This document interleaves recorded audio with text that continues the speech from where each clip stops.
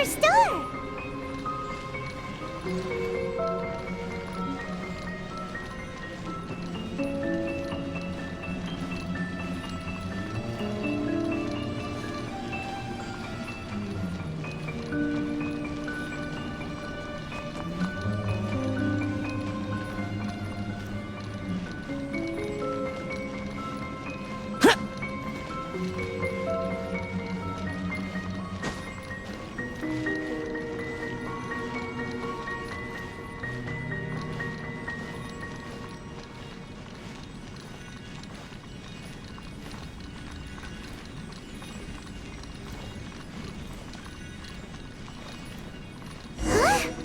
It stopped by the water, but didn't go in. Seems almost like it's waiting for something.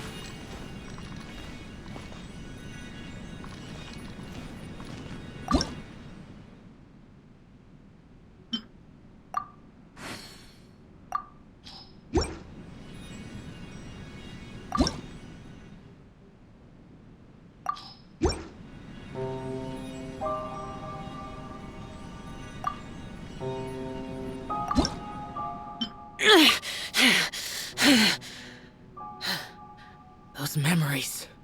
So dark.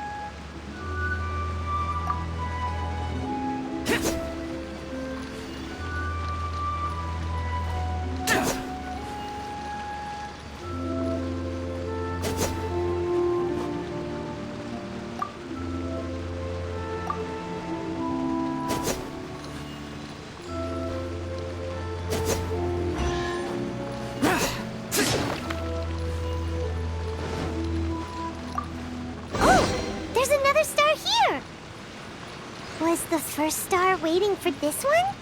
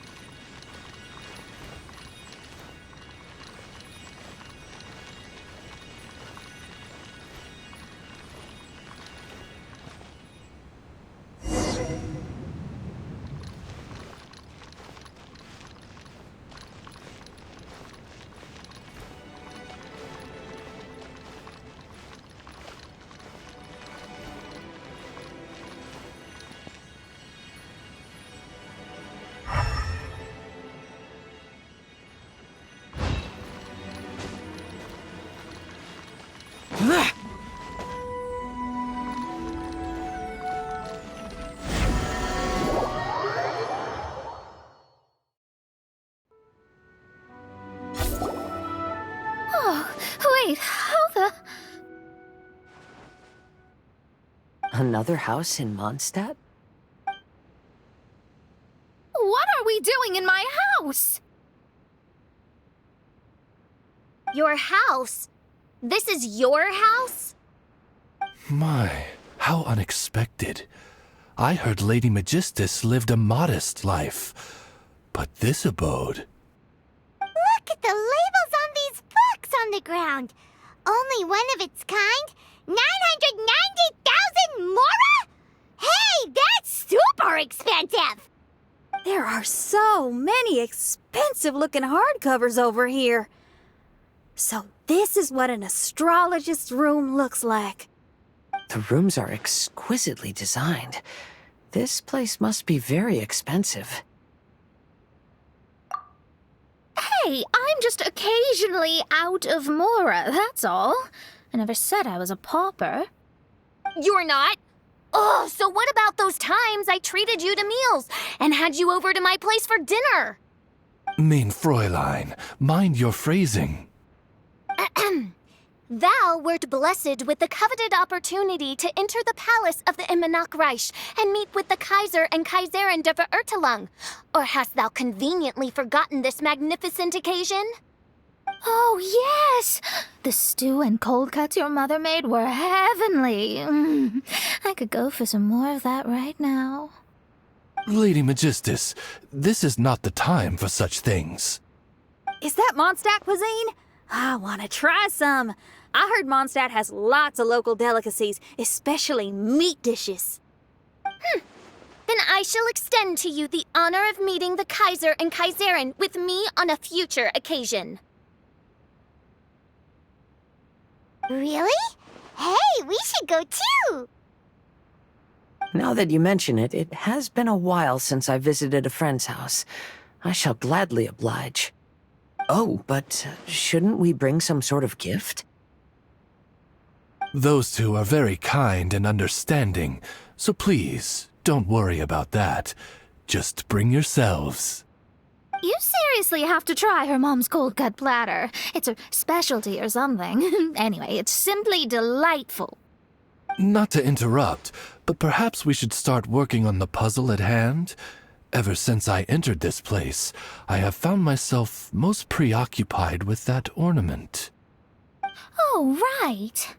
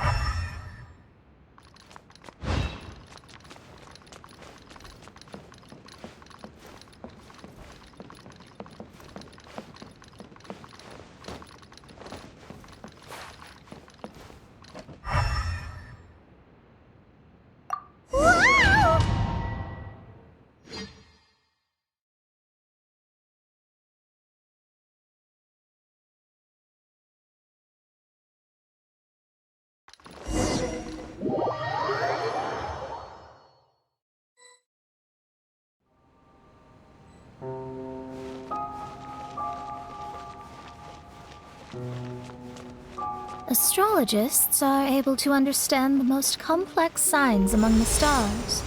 And because of this, we are not allowed to show any arrogance. If one believes that astrology grants them unlimited power, they will face banishment by the stars. In the past, I was ignorant enough to think that I understood all fates in the universe. You should not get confused. If you should become confused one day, not even astrology will be able to help you then. That's what the old hag said. We astrologists can't predict our own fate. But today, those words seem to carry a different meaning.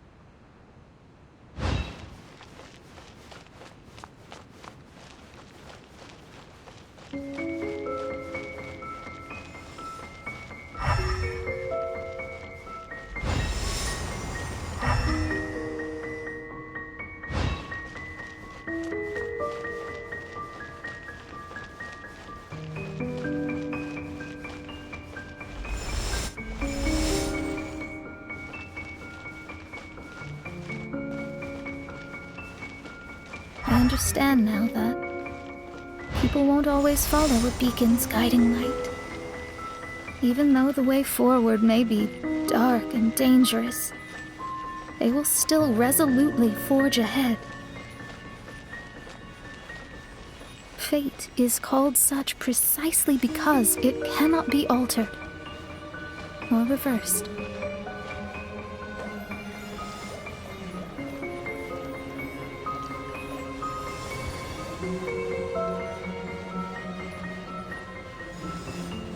I understand the governing laws of the universe and have glimpsed secrets between heaven and earth.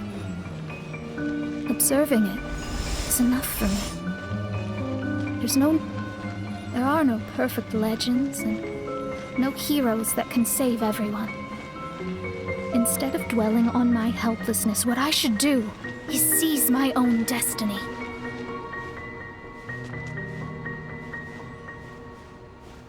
Looks like it's coming to an end again.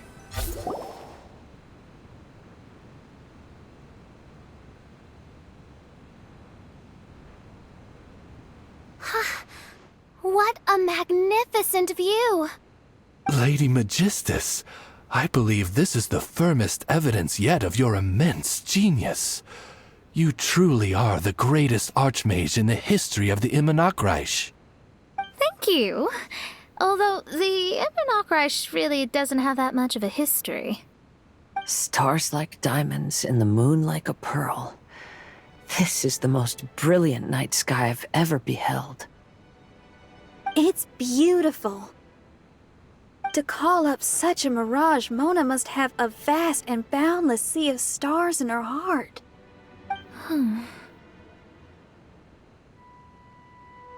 I'm just thinking. These must be the things that we aspire to. This night sky is incredibly beautiful. In fact, I might go so far as to say it's even more beautiful than what I usually see in divinations. All the stars are in their rightful place. This is definitely my mirage. Only here can I see extraordinary sights like these. Extraordinary? Why do you say that? You know, The night sky of Tevat is truly marvelous. All the answers in the world seem to have been hidden within. When is my missing son going to be found? Do they love me or not? Will I ever recover? As your stars move across the sky, they record all your life events in their path. And among all the people in the world, a considerable number will see their stars deviate from their path. When your stars are on track, it means you will be healthy, happy, and at peace. Conversely, if your stars go off track, everything will get worse. The starry sky in my divinations would never look as perfect as this. Some stars would lose their way, and others would fall. I wish everyone could be happy and stay on track. To this end, I offer advice and tell the truth. I know it's useless. All fates are already revealed in the night sky, with mine too, just another among them. I can't change anything.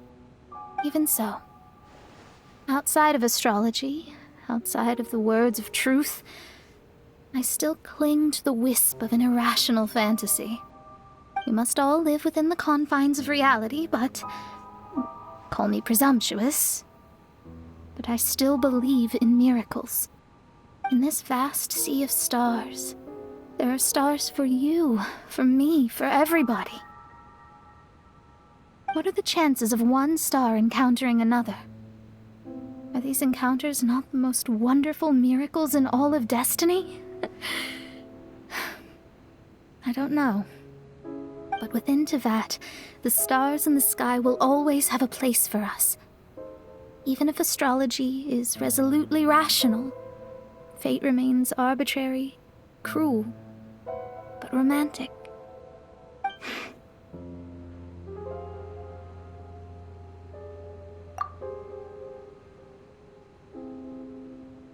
I think I have figured out what those stars are hiding.